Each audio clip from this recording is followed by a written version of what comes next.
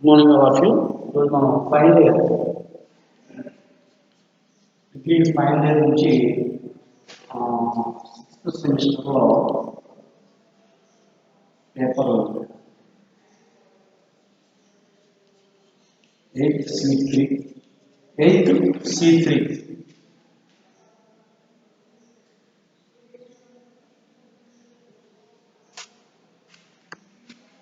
Sorry 7th B environmental chemistry నుండి మనం unit 2 ఈరోజు మనం స్టార్ట్ చేస్తాం.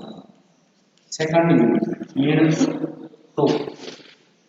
2 వచ్చి వాయు కాలుష్యము, ఎయిర్ పొల్యూషన్.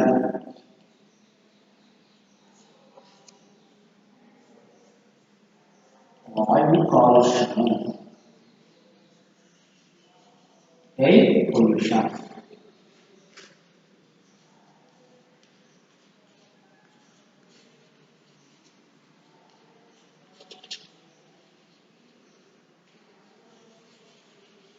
వాయు కాలుష్యము. ఈ వాయు కాలుష్యం గురించి మనం నిజ జీవితంలో ఎన్నో విషయాలు తెలుసుకుని ఉంటాం. అదేవిధంగా ఈ వాయు కాలుష్యం వలన ఎన్నో అనర్థాలు, అనారోగ్యాలు మనం భరించి ఉంటాం. అయితే దీనిలో అసలు వాయు కాలుష్యం అంటే అసలు ఏమిటి, ఈ వాయు కాలుష్య పదార్థాలు అనేవి ఎలా ఉంటాయి, ఈ వాయు కాలుష్యం వలన నష్టాలు ఏమిటి, అసలు ఈ వాయు కాలుష్యంలో ఉండేటువంటి రసాయనాలు ఏమిటి, అందులో ఉండేటువంటి కెమికల్స్ కానీ వాటి యొక్క ప్రభావం ఏ విధంగా మన మానవ శరీరము జీవులపై ఉంటుందా లేదా గురించి మనం ఈరోజు పరిచయం చేసుకున్నాం. అయితే మన చుట్టూ ఉన్నటువంటి పరిసరాలలో ఉండేటువంటి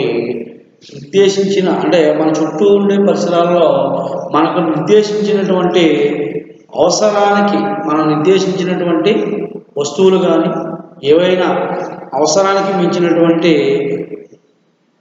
ఏవైనా పదార్థాలు కానీ అవసరానికి మించి ఉండి మానవ జాతి మరియు తదితర జీవరాశులకు అనారోగ్యాన్ని, ఆస్తి నష్టాన్ని కలిగించేటువంటి ఘన, ద్రవ, వాయు పదార్థాలనే కాలుష్యకాలు అంటారు. అసలు కాలుష్యకాలు అంటే ఏంటంటే ఏమంటారు? కాలుష్యకాలు అంటే అవసరానికి మించి ఉండి, అంటే మనకు అవసరానికి మించి ఎక్కువగా ఉండి అవి జీవులపైన, మానవులపైన, జీవరాశి పైన ఆస్తి నష్టాన్ని కనుక కలిగిస్తే, ప్రాణ నష్టాన్ని, ఆస్తి నష్టాన్ని కలిగించి ఘన, ద్రవ, వాయు స్థితిలో ఉండేటువంటి పదార్థాలనే కాలుష్యకాలు అని అంటారు. కాలుష్యకాలు అని అంటారు. అంటే అవసరానికి మించి ఉంటాయి, అవి జీవరాశి పైన మరియు అదేవిధంగా జీవరాశుల పైన ప్రభావం చూపిస్తాయి, ఆస్తి నష్టాన్ని కూడా కలిగించే వాటినే కాలుష్యకాలు అని అంటారు. అయితే వాతావరణంలో కనుక ఈ కాలుష్యం ఏర్పడితే, ఈ కాలుష్యం అంతా కూడా మనకి వాతావరణంలో కనుక ఏర్పడితే, వాతావరణంలో ఈ కాలుష్యం కనుక మనకి ఏర్పడితే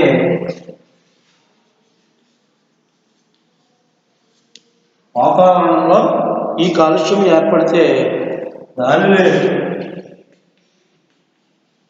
వాయు కాలుష్యం అంటారు. వాయు కాలుష్యం అంటే ఏదైతే మనకి ప్రభావాన్ని ప్రజల జనావాసానికి, అదేవిధంగా జీవరాశులకు మరియు ఆస్తి నష్టాన్ని కలిగించేటువంటి పదార్థాలు ఏవైతే ఉన్నాయో అవి వాతావరణంలో కనుక ఏర్పడితే దానినే వాయు కాలుష్యం అని అంటారు. అయితే మనం మన పరిసరాల్లో ఉండేటువంటి గాలిని శ్వాసక్రియకు ఉపయోగించుకుంటాం. అదేవిధంగా ఇంధనాలను మండించడానికి మరియు వాహనాలను నడపడానికి మనం మన పరిసరాల్లో దొరికేటువంటి గాలిని ఉపయోగించడం అనేది జరుగుతుంది. గాలిని ఎక్కడెక్కడ ఉపయోగిస్తాం?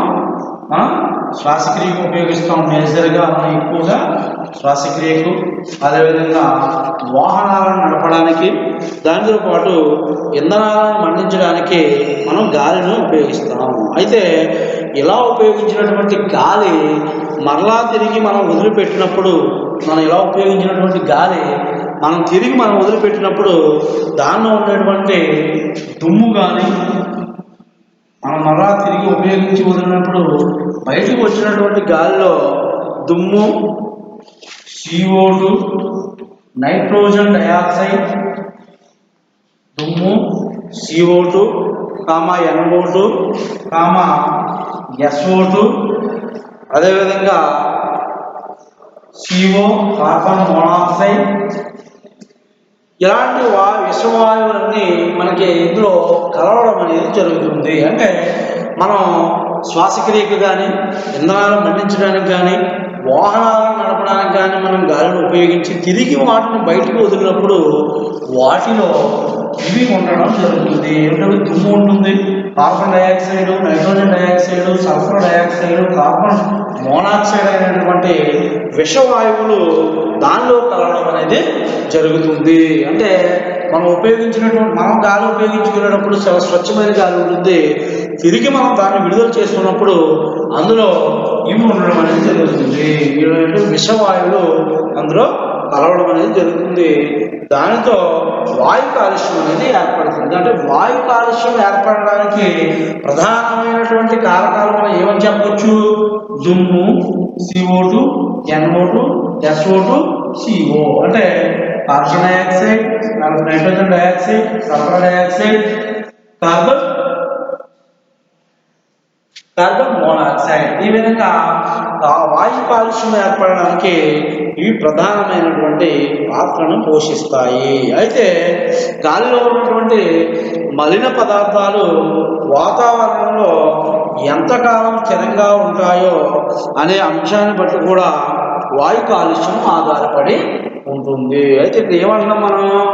గాలిలో ఉన్నటువంటి మలిన పదార్థాలు అంటే ఇక్కడ మనకి ఇప్పుడు ఉన్నటువంటి పొజిషన్లో ఇక్కడ గాలి కనుక మనం తీసుకుంటే ఇక్కడ ఉన్నటువంటి గాలిలో మలిన పదార్థాలు ఎన్నైతే ఉన్నాయో అవి ఎంతకాలం స్థిరంగా ఉంటాయి అనే దాని మీద మనకు వాయు కాలుష్యం అనేది ఆధారపడి ఉంటుంది. అంటే గాలిలో ఉన్నటువంటి మలినాలు గాలిలో ఎంత స్థిరంగా ఉంటాయి అనే దాని మీద మనకి వాయు కాలుష్యం అనేది ఆధారపడి ఉంటుంది అన్నమాట. అయితే వాయు కాలుష్య నియంత్రణ చట్టం ప్రకారం ఉంటుంది. వాయు కాలుష్య నియంత్రణ చట్టం ప్రకారం కనుక మనం చూసుకున్నట్లయితే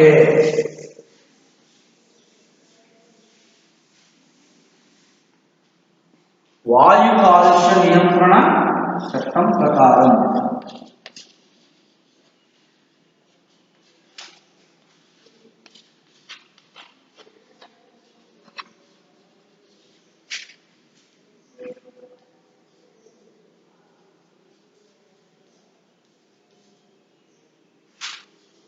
వాయు కాలుష్య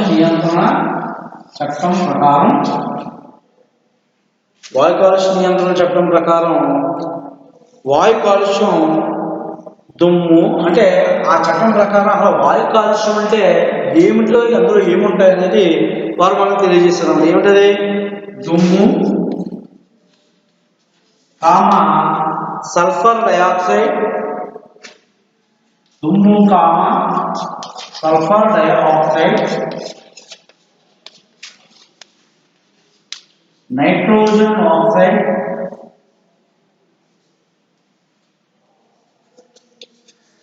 sulphur dioxide, nitrogen oxide,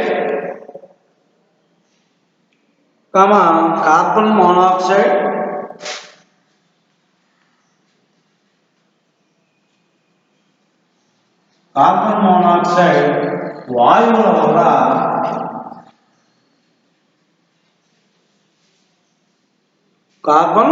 monoxide, వాయువుల వల్ల మనకి ఈ వాయు కాలుష్యం అనేది వస్తుంది. వాయువుల వల్ల మనకు వాయు కాలుష్యం వస్తుందని ఎవరు చెప్పారు? వాయు కాలుష్య నియంత్రణ చట్టం ప్రకారం.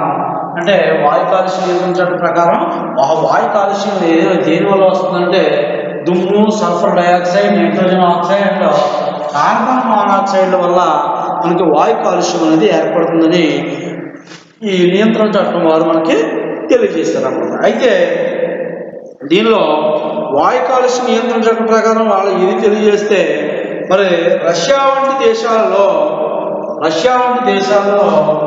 పై వాయువులే కాక రష్యా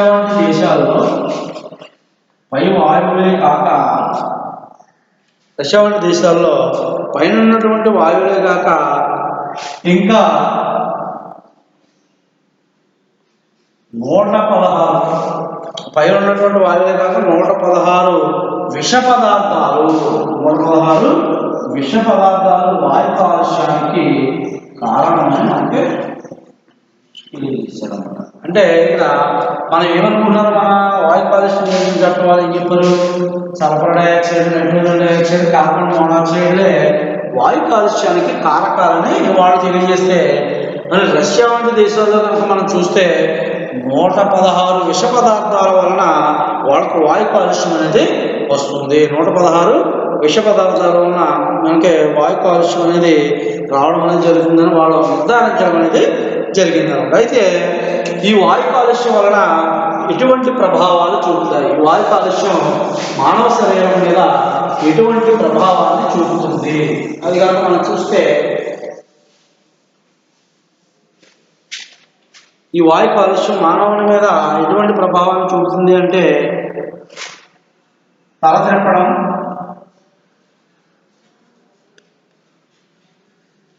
తల త్రిప్పుట, అదేవిధంగా తలనొప్పి, కళ్ళు మంటలు,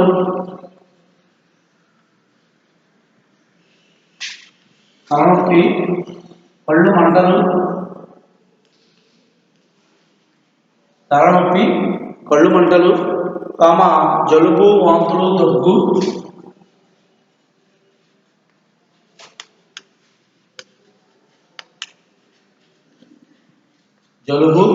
వాంతులు, దగ్గు, గొంతు నొప్పి, ఊపిరి ఆడకపోవడం,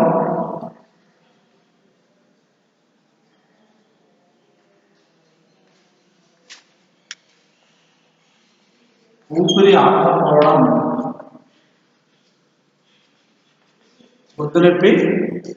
ఆడకపోవడం, శ్వాసకోశ వ్యాధులు,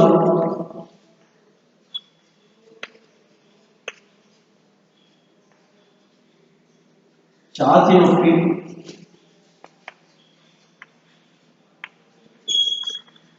శ్వాసకోశ వ్యాధులు మరియు ఛాతీ నొప్పులు మరియు ఉబ్బసము, నాడీ మండలం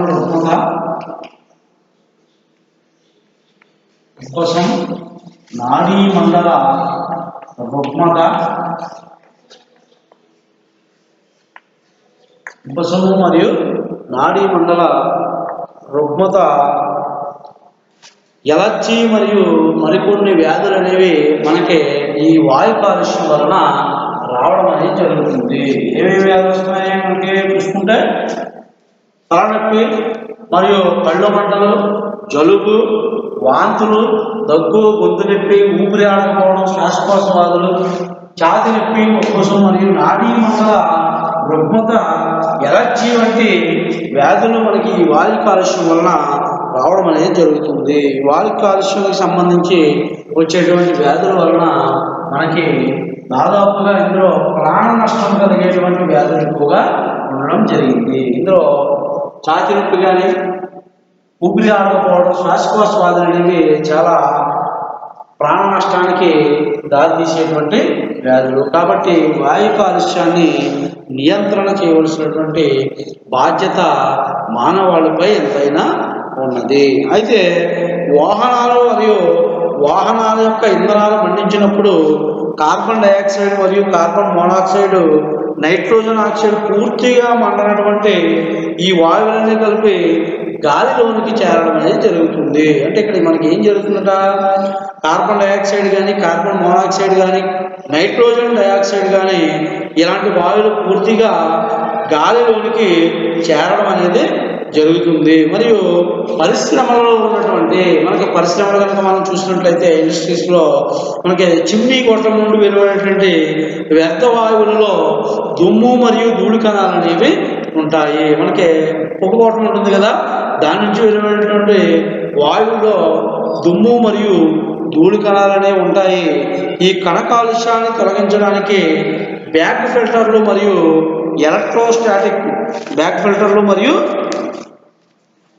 ఎలక్ట్రోస్టాటిక్ అవక్షేపాలు ఉపయోగించాలి. దీని యొక్క నివారణకు ఏమేమి ఉపయోగించాలంటే బ్యాక్ ఫిల్టర్స్ ఉపయోగించడం వలన ఆ దుమ్ము మరియు ధూళి కణాలు అనేవి ఆ ఫిల్టర్ దగ్గర ఆగి ప్యూర్ ఎయిర్ అనేది బయటకు రావడం అనేది జరుగుతుంది. దీని వలన వాయు కాలుష్యాన్ని కొంతవరకు నియంత్రించవచ్చు. అయితే ఈ విధమైనటువంటి ఏర్పాట్లు కనుక జరగకపోతే మన ఆ ఇండస్ట్రీకి సంబంధించినటువంటి వారి మీద మనం కేసు వేయవచ్చు, వారిని నేరస్తులుగా పరిగణించడం జరుగుతుంది. అయితే కలుషితమైనటువంటి వాయువుల్లో ధూళి కణాల పరిమాణం ఏదైతే కలుషితమైనటువంటి వాయువు ఉన్నదో దాని యొక్క ధూళి కణాల యొక్క పరిమాణము 4 మైక్రాన్లకు కనుక మించినట్లయితే 4 మైక్రాన్లు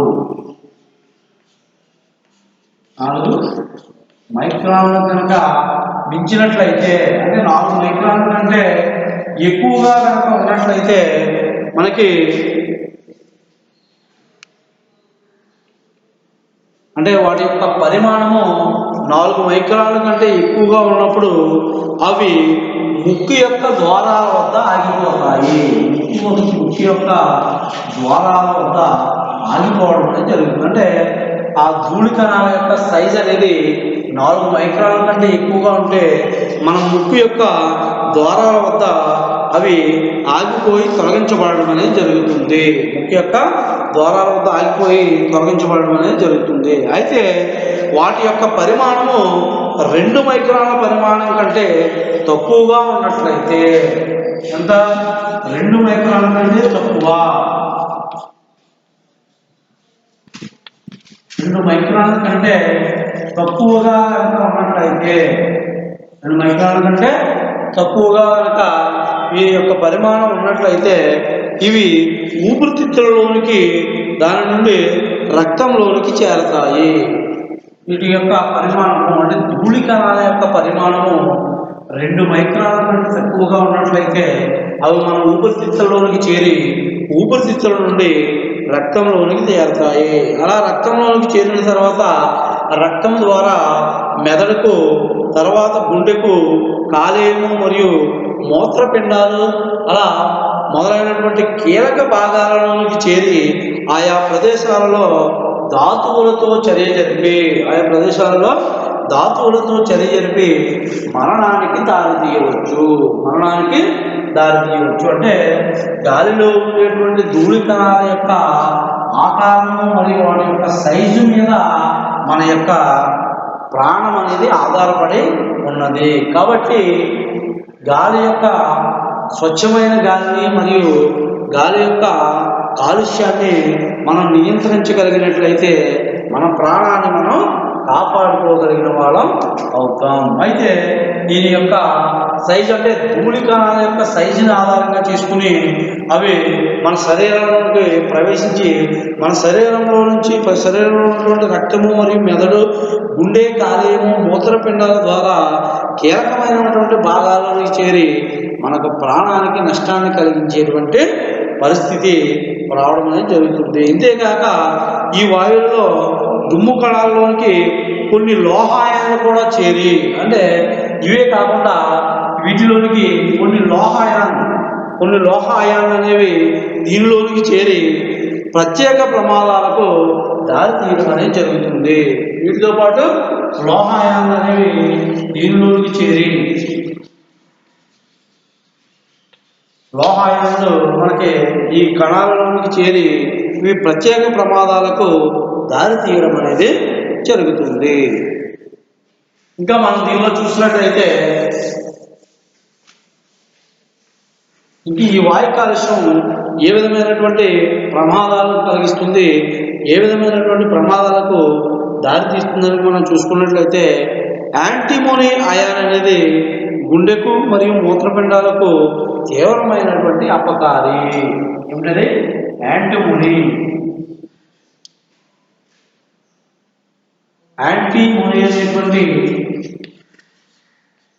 అయాన్, యాంటీమోనీ అయాన్ అనేది గుండెకు మరియు ఊపిరితిత్తులకు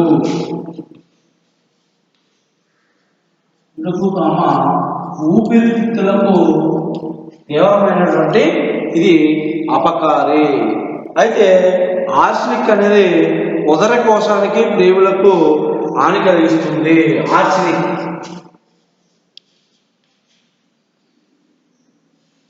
ఆర్సెనిక్ అనేది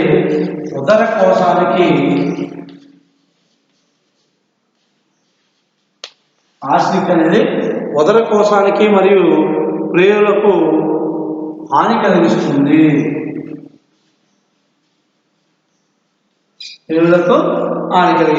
అదేవిధంగా కాడ్మియం ఊపిరితిత్తులకు హాని కలిగిస్తుంది. కాడ్మియం అయాన్ ఊపిరితిత్తులకు హానిని కలిగిస్తుంది. కాడ్మియం అయాన్ అనేది ఊపిరితిత్తులకు హాని కలిగిస్తుంది. అదేవిధంగా మనకి లెడ్ నాడీ వ్యవస్థపై పనిచేస్తుంది. లెడ్ అనేది నాడీ వ్యవస్థ మీద ప్రభావం చూపిస్తున్నది. లెడ్ నాడీ వ్యవస్థ మీద ప్రభావం చూపిస్తున్నది. అదేవిధంగా పాదరసము చర్మ వ్యాధులను, కంటి జబ్బులను కలిగిస్తున్నది. పాదరసం కనుక మనం చూసుకుంటే పాదరసం చర్మ వ్యాధులు మరియు కంటి జబ్బులను కలిగిస్తున్నది. చర్మ వ్యాధులు మరియు కంటి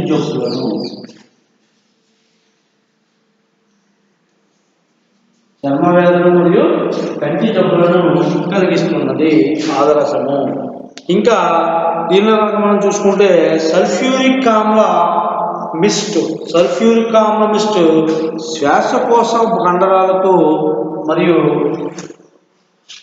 సల్ఫ్యూరిక్ ఆమ్ల మిస్ట్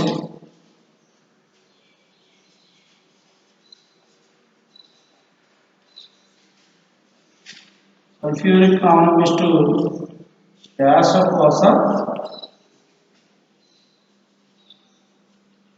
కండరాలకు హాని కలిగిస్తుంది. సల్ఫ్యూరిక్ ఆమ్ల. ఒకసారి చూసినట్లయితే యాంటీమోనీ అయాన్ గుండెకు ఊపిరితిత్తులకు హాని కలిగిస్తే యార్సెనిక్ అనేది ఉదర కోశానికి ప్రేగులకు, అదేవిధంగా కాడ్మియం అనేది ఊపిరితిత్తులకు, లెడ్ అనేది నాడీ వ్యవస్థ మీద మరియు ఆ నాడీ వ్యవస్థ మీద ప్రభావం చూపిస్తుంది. పాదరసం అనేది చర్మ వ్యాధులకు మరియు కంటి జబ్బుల మీద ప్రభావం చూపిస్తుంది. సల్ఫ్యూరిక్ ఆమ్ల మిస్ట్ అనేది శ్వాసకోశ కండరాల మీద ప్రభావం చూపిస్తున్నది. అయితే కార్బన్ మోనాక్సైడ్, నైట్రోజన్ డైఆక్సైడ్ వాయువులు రక్తంలోని హిమోగ్లోబిన్తో ముందుగా చర్య జరిపి కార్బన్ డైఆక్సైడ్ మరియు నైట్రోజన్ డైఆక్సైడ్లు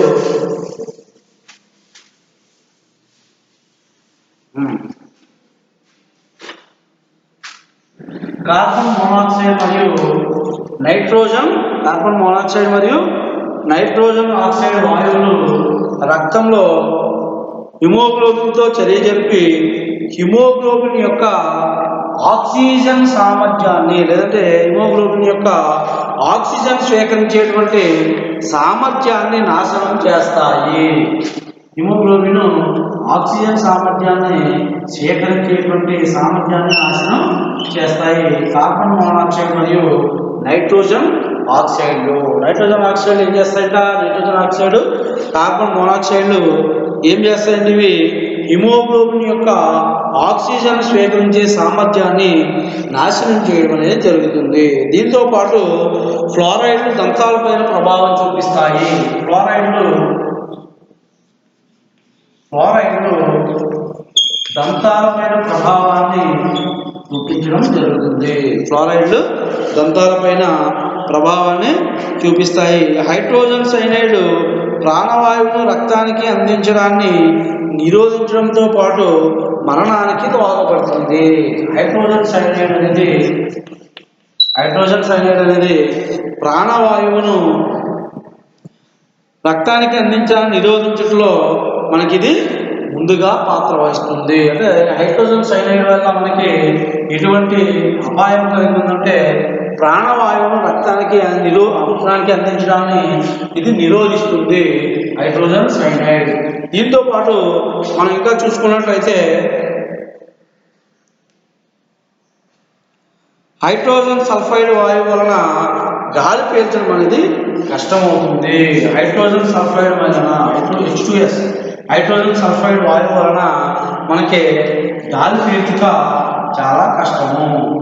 హైడ్రోజన్ సల్ఫైడ్ వలన గాలి పీల్చుట అనేది ఇది చాలా కష్టమైనటువంటి పనిగా ఉంటుంది. దాంతోపాటు మనకి ఫేనాల్ వంటి విషరసాయన పదార్థాలు గాలిలో ఎక్కువైతే శరీర ధాతువులు నాశనం అయిపోతాయి. ఫినాల్ వంటి విష రసాయన పదార్థాలు గాలిలో కనుక మనం ఎక్కువగా ఉన్నట్లయితే శరీర ధాతువులు మనకి నాశనం అవడం అనేది జరుగుతుంది. శరీర ధాతువులు అనేవి నాశనం అయిపోతాయి. ఈ విధంగా మనకి గాలిలో ఉండేటువంటి అయాన్ల వల్ల అంటే మూలక అయాన్ల వలన మన శరీరము ఎటువంటి నష్టాన్ని కలిగి ఉంటుందో మనం చూసామంటే ఏమిటది మనం చూస్తే యాంటిమోని అనేది గుండెకు మరియు మూత్రపిండాలకు, ఆర్సెనిక్ అనేది పేగులకు మరియు ఉదరకోశానికి, మరి కాడ్మియం అనేది ఊపిరితిత్తుల మీద ప్రభావం చూపిస్తే లెడ్ అనేది నాడీ వ్యవస్థ పైన, పాదరసం అనేది చర్మ వ్యాధులను కంటి జబ్బులపైన, మరియు సల్ఫ్యూరిక్ ఆమ్లమిస్టు శ్వాసకోశ కండరాలపైన మరి ప్రభావం చూపిస్తే కార్బన్ మోనాక్సైడ్, కార్బన్ డైఆక్సైడ్ అనేది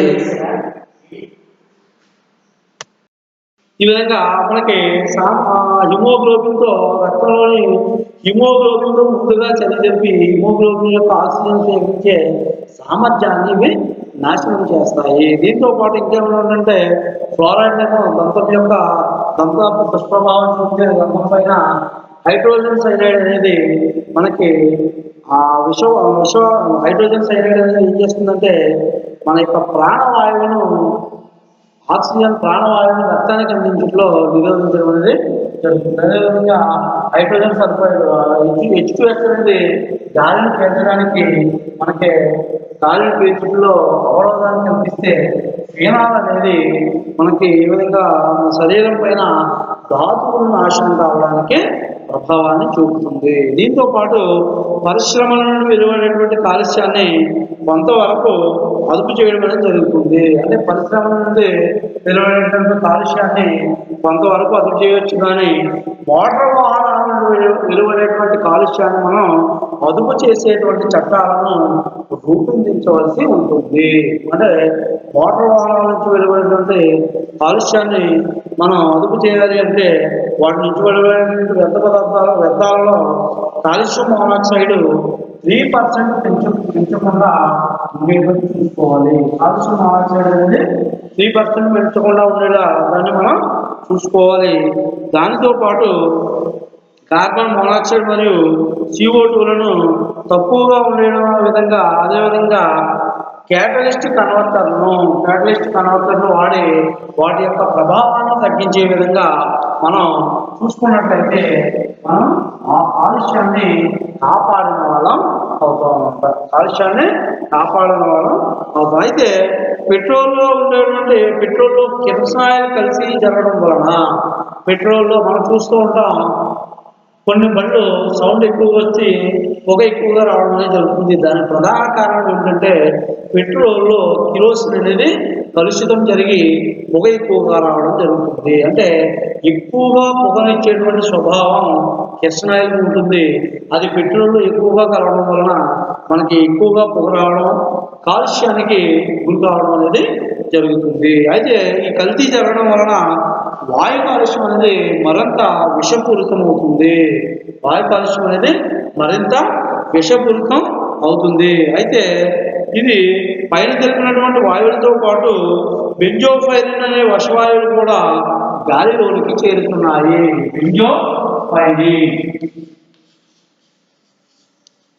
బెంజోఫైరిన్ అనేటువంటి విషవాయువు కూడా మరి గాలిలోనికి చేరడం అనేది జరుగుతుంది. ఇవి కాక సంపూర్ణంగా మండని హైడ్రోకార్బన్లు కూడా ఉన్నాయి. హైడ్రోకార్బన్ అంటే పూర్తిగా మండనటువంటి హైడ్రోకార్బన్లు, హైడ్రోకార్బన్లు కూడా దీనిలో కలుషితం అవడం అనేది జరుగుతుంది. ఈ విధంగా పరిశ్రమల నుండి మరియు వాహనాల నుండి వెలువడేటువంటి వ్యర్థ వాయువులను తగినటువంటి విధంగా మనం శుద్ధి చేయకుండా గాలిలోనికి పంపించినప్పుడు అది గాలి అంతా వాయు కాలుష్యం అయ్యి అలా పంపిన వారిని మనం శిక్షార్హులుగా గుర్తించాలి. అంటే వాళ్ళను ఏదో రకమైనటువంటి శిక్షకు గురి చేసినప్పుడే మనం వాయు కాలుష్యాన్ని కొంత కంట్రోల్ చేయడం అనేది జరుగుతుంది. ఈ విధంగా మనం ఇంధనంలో పెట్రోల్ బదులుగా గాలి యొక్క పరిమాణాన్ని కనుక పెంచినట్లయితే వ్యర్థ వాయువుల్లో కాలుష్యం బాగా తగ్గుతుంది. అంటే పెట్రోల్లో ఎక్కువగా కిరోసిన్ కలపడం వలన ఏ విధంగా అయితే కాలుష్యం పెరుగుతుందో, ఇందులో ఈ పెట్రోల్లో గాలి పరిమాణాన్ని ఎక్కువగా ఉంచడం వలన, గాలి పరిమాణం పెంచడం వలన మనకి కాలుష్యం అనేది తగ్గుతుంది. గాలి యొక్క పరిమాణం పెంచడం వలన దానిలో ఉన్నటువంటి కాలుష్యం తగ్గుతుంది. ఈ విధంగా మనం కాలుష్యాన్ని నివారించవచ్చు, గాలి కాలుష్యాన్ని నివారించవచ్చు. అంటే ఈ విధంగా మనకి గాలిలో ఉండేటువంటి ధూళి కణాలు మరియు రసాయనాల వలన ఏ విధమైనటువంటి కాలుష్యం ఏర్పడుతుంది, ఆ కాలుష్యం వలన మానవాళికి ఎటువంటి నష్టం కలుగుతుంది అనేది మనం ఈరోజు క్లాస్లో డిస్కస్ చేసుకోవడం అనేది జరిగింది. మన రేపటి క్లాస్లో దీని యొక్క ఉపయోగాలు మరియు దీని వలన కలిగేటువంటి నష్టాల గురించి ఇంకా రేపటి క్లాస్లో ముందు క్లాసులో మనం డిస్కస్ చేసుకుందాం. ఈరోజు మనం ఈ గాలి కాలుష్యం అంటే ఏమిటి, గాలి కాలుష్యం వలన నష్టాలు మరియు మానవ జీవకోటికి దీని వలన ఎటువంటి ప్రభావం కలుగుతుంది అనేది ఈ రోజు క్లాస్లో మనం డిస్కస్ చేయడం అనేది జరిగింది. ఓకే, రేపటి క్లాస్లో మనం డిస్కస్ చేద్దాం. Thank you.